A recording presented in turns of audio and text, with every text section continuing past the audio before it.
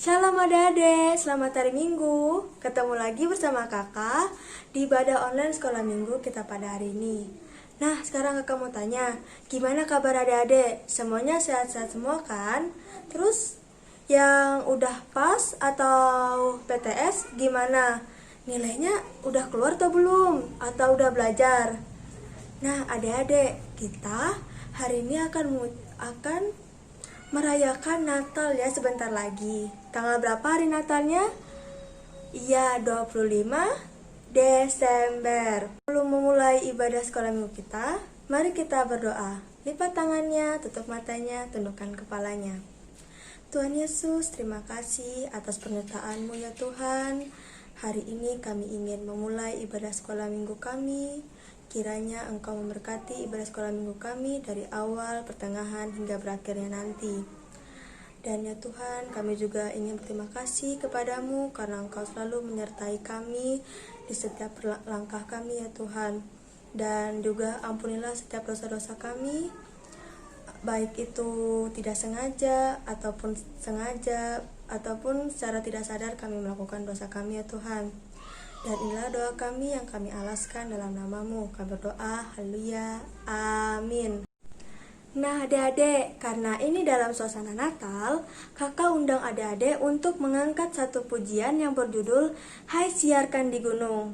Adik-adik kakak undang untuk berdiri dan kita menyanyikannya secara bersama-sama ya.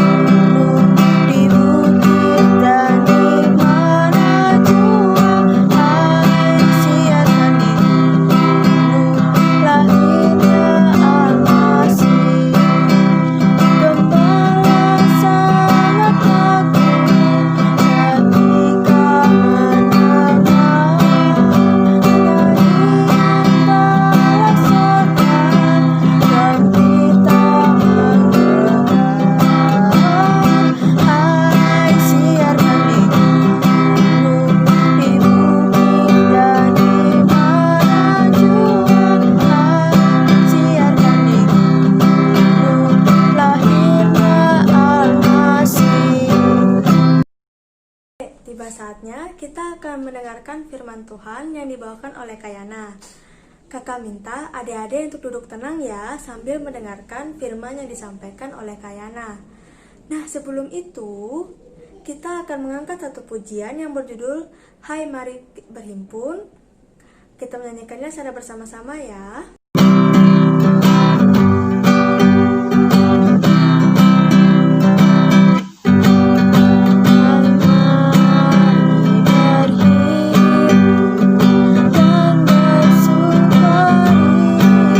yang lain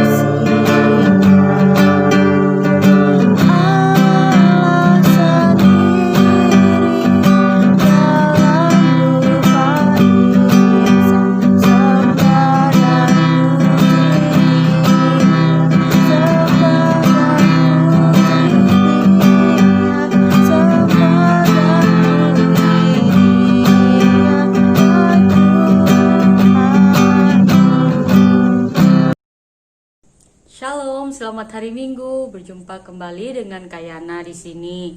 Hari ini Kakak akan membawakan firman Tuhan ya. Tapi sebelumnya kita berdoa dulu. Mari kita bersatu di dalam doa. Allah Bapa yang bertata dalam kerajaan surga, terima kasih ya Tuhan untuk kebaikan-Mu. Tuhan, saat ini kami ingin belajar bagaimana kami menyambut Juru Selamat kami. Bagaimana caranya kami memaknai Natal.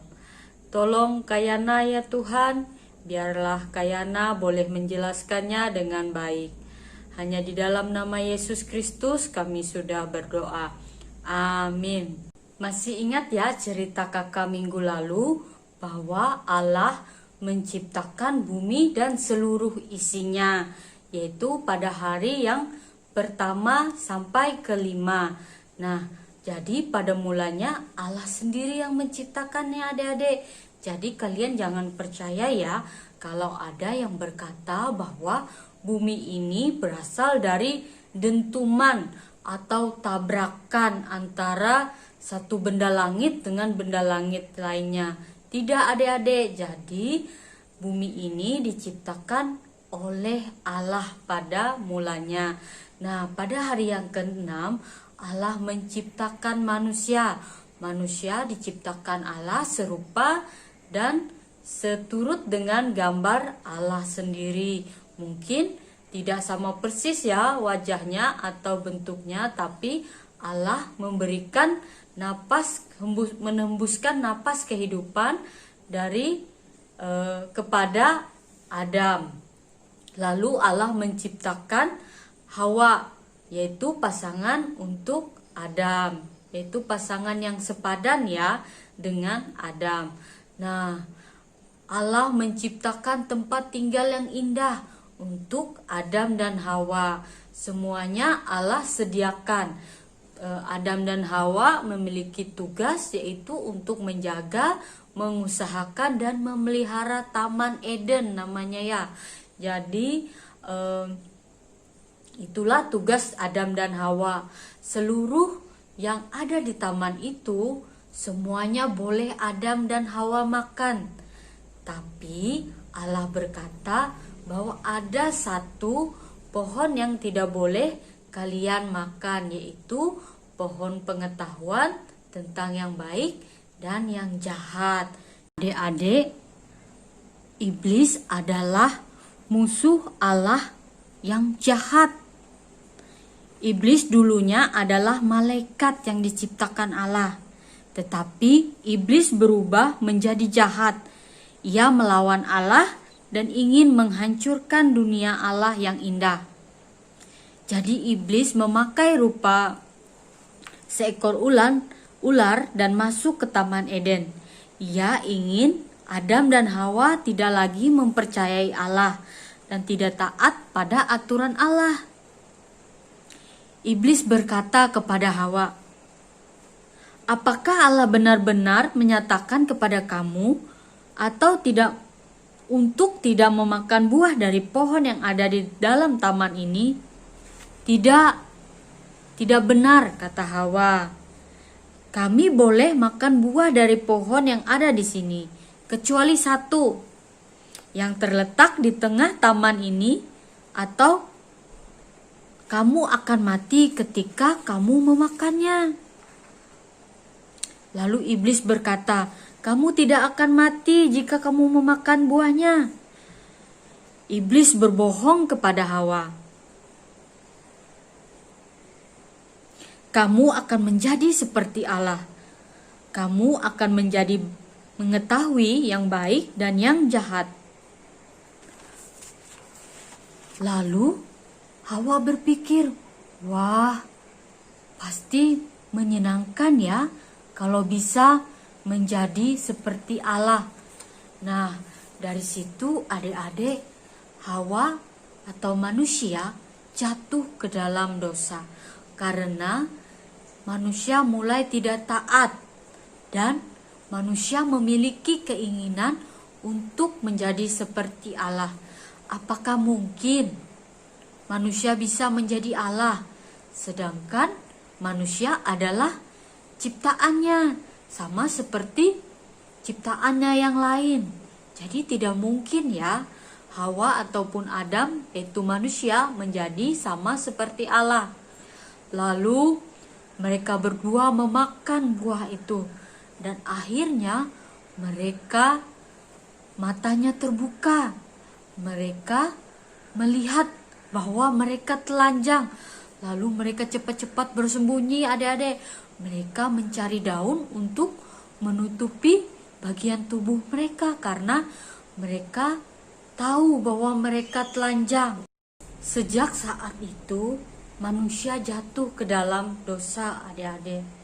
Jadi mereka akhirnya harus terusir dari Taman Eden.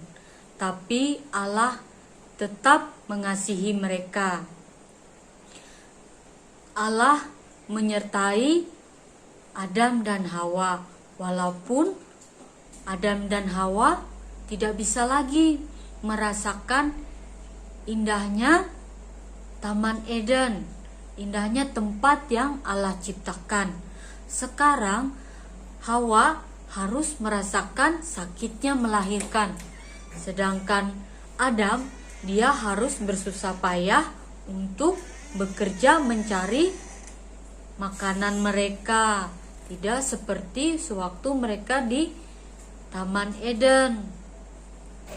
Nah, adik-adik, semakin hari dosa manusia tidaklah semakin berkurang, di mana Adam dan Hawa akhirnya mereka memiliki anak. Allah memberkati mereka dengan anak. Jadi Adam dan Hawa memiliki keturunan. Yang pertama ialah Kain dan yang kedua adalah Habel.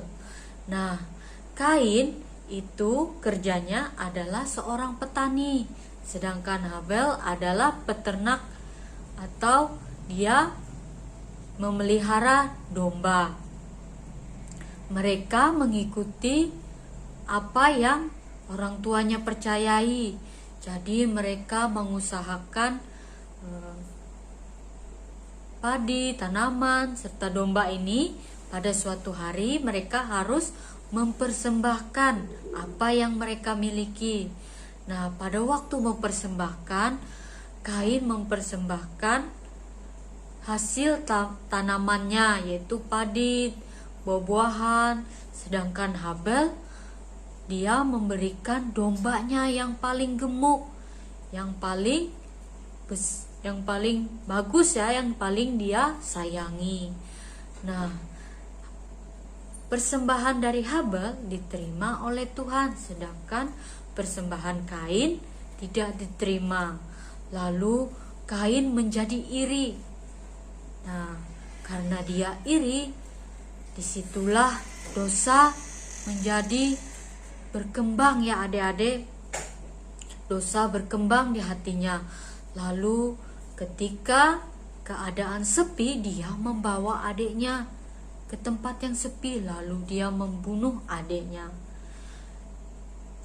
Adik-adik bisa bayangkan bagaimana mungkin kita bisa membunuh saudara kita. Padahal setiap hari kita bermain dengannya. Kita makan, tidur bersama dengan saudara kita. Tapi karena dosa, hal itu bisa terjadi. Nah, dosa semakin hari semakin bertambah. Jadi Kain akhirnya diusir adik-adik oleh Allah. Dia diusir jauh dari keluarganya, tapi Allah tetap menyertainya. Dan Kain akhirnya semakin hari dia memiliki banyak keturunan. Di dalam Alkitab diceritakan bahwa Kain memiliki keturunan bernama Lamek. Apakah Lamek semakin baik atau sebaliknya? Ternyata Lamek malah lebih jahat dari Kain. Dia hobinya berkelahi, dia selalu membunuh orang. Dia jahat sekali. Lalu karena Allah begitu sedih ya dan marah, Allah kemudian ingin memusnahkan seluruh manusia. Jadi dia memilih satu orang, yaitu Nuh dan keluarganya. Apakah Nuh tidak berdosa?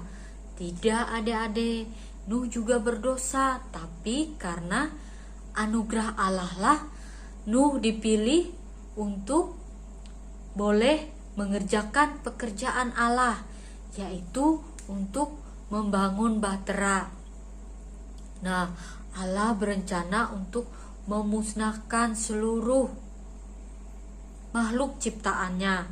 Kemudian dia menyuruh Nuh untuk membangun bahtera.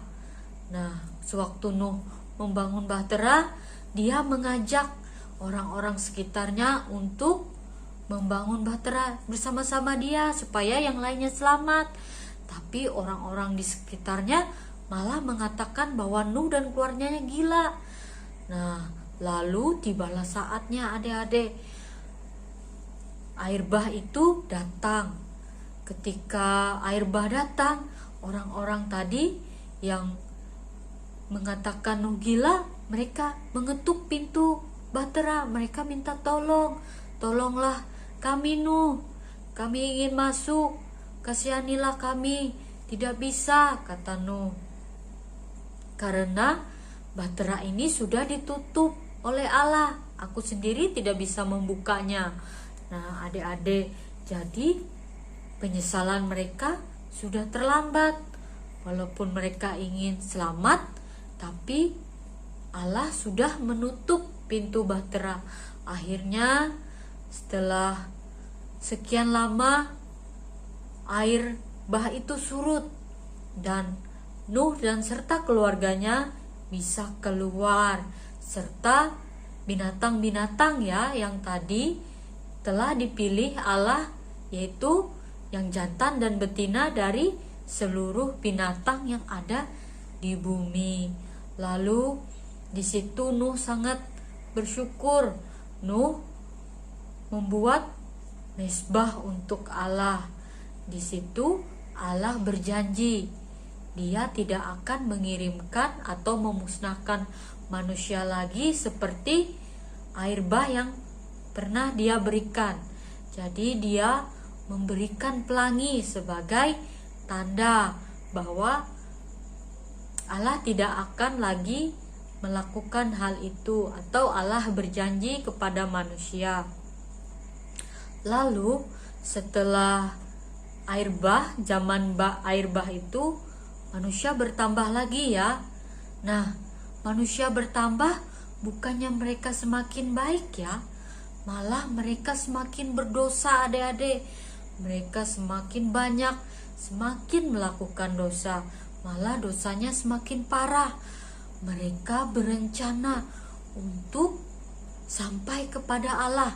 Mereka ingin menjadi seperti Allah. Lalu mereka berembuk, mereka berkumpul, mereka ingin membuat menara yang sampai ke langit. Nah, Allah berkata kalau mereka bersepakat, maka hal itu bisa terjadi. Lalu Allah mengacau balaukan bahasa mereka. Yang tadinya mereka cuma satu bahasa, akhirnya mereka memiliki bermacam-macam bahasa. Ada yang berbahasa Indonesia, bahasa Inggris, Korea, Cina, Malaysia, bahasa Prancis, banyak bahasa ya, bahasa Yahudi, Yunani, Latin, banyak sekali. Dan akhirnya mereka saling tidak mengerti, dan pembangunan menara itu akhirnya terhenti. Nah, adik-adik, dari cerita itu kita tahu bahwa semakin hari dosa manusia itu tidaknya semakin membaik, tapi semakin parah. Dosa semakin berkuasa atas manusia. Jadi, bagaimana manusia bisa selamat dari dosa-dosa itu? Sedangkan hukuman dosa ialah maut adik-adik. Jadi hukuman dosa itu adalah kematian kekal selama-lamanya atau neraka. Nah, jadi manusia tidak punya solusi untuk dosa-dosanya itu. Nah, tadi kakak sudah bercerita ya, sangat panjang, yaitu dari Adam dan Hawa hingga pada Menara Babel. Nah, dari cerita itu kakak ingin sampaikan bahwa manusia tidak bisa menyelamatkan dirinya, yaitu menyelamatkan diri dengan usahanya sendiri. Jadi, apakah dosa manusia itu semakin membaik? Tidak ya, justru semakin hari dosa manusia semakin bertambah, semakin menjadi lebih parah. Lalu, apakah akibat dari dosa Adam? Ya, akibat dari dosa Adam adalah kita seluruhnya bersalah dan berdosa sejak kita dilahirkan. Nah, seberapa berdosakah kita sebenarnya? Ya, kita berdosa seluruh kehidupan kita. Apa yang kita kerjakan itu semuanya sudah dicemari oleh dosa. Jadi manusia tidak punya solusi untuk dosa-dosanya. Itu sebabnya kita memerlukan juru selamat. Nah, arti dari juru selamat adalah orang yang datang untuk menyelamatkan. Jadi juru selamat itu sangat penting ya. Seperti seorang yang terjatuh ke dalam sumur yang dalam. Dia tidak bisa menolong dirinya sendiri karena terlalu dalam ya. Kalau dia minta tolong, bukannya dia selamat, malah dia semakin tenggelam. Jadi harus ada orang yang terjun atau turun ke dalam sumur untuk menyelamatkan orang tersebut. Oleh sebab itu, Natal menjadi sangat penting. Bukan karena hiasan Natal, bukan karena pohon Natal, bukan karena perayaan ataupun karena Sinterklas ya, tapi karena Natal, pada saat Natal, Sang Juru Selamat itu lahir. Nah, kenapa Sang Juru Selamat ini sangat penting? Karena manusia sudah sangat berdosa. Tidak ada yang bisa menyelesaikan dosa-dosa kita. Tidak ada yang bisa tolong kita. Seperti perumpamaan, kita jatuh ke dalam sumur, seperti itulah kita jatuh ke dalam dosa adik-adik. Jadi kita memerlukan penyelamat. Nah, siapakah penyelamat itu? Nah, itu tuh yang lahir di hari Natal. Jadi kita memerlukan juru selamat. Nah, itulah Yesus Kristus, anak Allah yang turun ke bumi menjadi manusia yang mati di kayu salib untuk menebus dosa-dosa kita. Itulah kenapa Natal menjadi sangat penting untuk kita, karena juru selamat lahir pada hari Natal. Adik-adik, kita akan membacakan firman Tuhan ya, yang terambil dari Kisah Rasul 4 ayatnya yang ke-12. Kalian bisa buka di rumah ya. Kita baca bersama-sama. Kisah Rasul 4 ayatnya yang ke-12. Dan keselamatan tidak ada di dalam siapapun juga selain di dalam Dia. Sebab di bawah kolong langit ini tidak ada nama lain yang diberikan kepada manusia yang olehnya kita dapat diselamatkan. Dari firman Tuhan tadi, kita tahu ya bahwa satu-satunya nama dan satu-satunya jalan keselamatan ialah di dalam Yesus Kristus. Kita manusia yang sudah tidak ada harapan, kita yang dari lahir sudah berdosa, diberi keselamatan. Kita diselamatkan oleh Yesus di dalam nama Yesus. Jadi, sekarang kalian tahu ya, kenapa Natal itu sangat penting. Ya, Natal itu sangat penting karena pada hari Natal Tuhan Yesus lahir. Siapakah Yesus? Yesus adalah juru selamat manusia dari dosa. Adik-adik, mari kita bersatu di dalam doa. Allah Bapa yang bertata di dalam kerajaan surga, mengucap syukur Tuhan karena Engkau memberikan kami juru selamat. Kami yang dari lahir sudah berdosa, Engkau selamatkan. Kami yang tidak ada harapan, Engkau selamatkan ya Tuhan. Tuhan, ajar kami untuk memaknai anugerah yang Engkau berikan.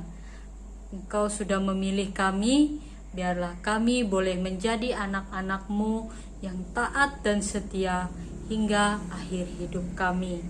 Terima kasih ya Tuhan, hanya di dalam Yesus Kristus kami berdoa. Amin. Nah, adik-adik, tadi kita sudah mendengarkan cerita firman Tuhan dari Kayana. Nah, kita sebagai manusia itu sudah berdosa ya adik-adik, dari zaman Adam hingga sekarang. Dan kita tidak tahu caranya kita untuk berbuat baik, dan juga kita tidak mempunyai solusi untuk dosa kita. Oleh sebab itu, kita membutuhkan juru selamat untuk menolong kita dari dosa-dosa kita ya adik-adik. Nah, siapakah dia? Ya, dia adalah Tuhan Yesus yang lahir pada hari Natal. Nah, untuk merespon dari firman Tuhan tadi, mari kita mengangkat pujian dari Yesus Kristus Juru Selamat dunia. Dan juga kita akan mengumpulkan persembahan, yaitu adik-adik bisa memasukkannya ke dalam tabungan atau juga ke dalam amplop ya adik-adik. Kita menyanyikannya secara bersama-sama.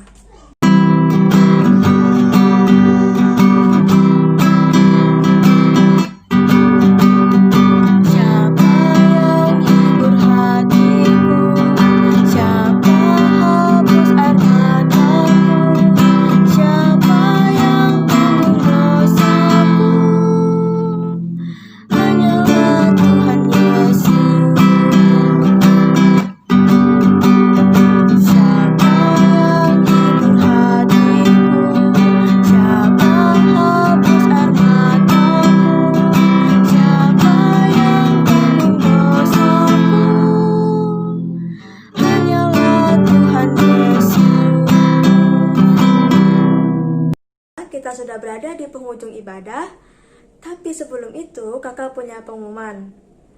Minggu depan atau tanggal 20 Desember kita akan merayakan Natal secara bersama. Dan kita merayakannya jam 4 sore ya adik-adik, atau 16 WIB. Kita merayakannya secara online atau streaming. Kakak harap kehadiran adik untuk datang ya di minggu depan. Nah, untuk menutup ibadah kita, kakak ajak adik-adik untuk berdoa. Lipat tangannya, tutup matanya, tundukkan kepalanya. Tuhan Yesus, terima kasih atas penyertaan-Mu ya Tuhan. Dan kami juga berterima kasih karena Engkau telah datang ke dunia ini untuk menebus segala dosa-dosa kami ya Tuhan, agar kami bisa selamat dari kematian maut ya Tuhan, dan dosa yang kekal juga ya Tuhan. Dan kami juga selalu berterima kasih kepadamu karena Engkau selalu menyertai kami. Dan kami juga mohon maaf atas dosa-dosa yang telah kami lakukan selama ini ya Tuhan, baik itu melalui perkataan kami, perbuatan kami secara tidak sengaja maupun secara sengaja. Dan inilah doa kami ya Tuhan, dalam nama-Mu kami berdoa yang dialaskan atas nama-Mu ya Tuhan. Terima kasih ya Tuhan, haleluya, amin. Sampai jumpa adik-adik, Tuhan Yesus memberkati.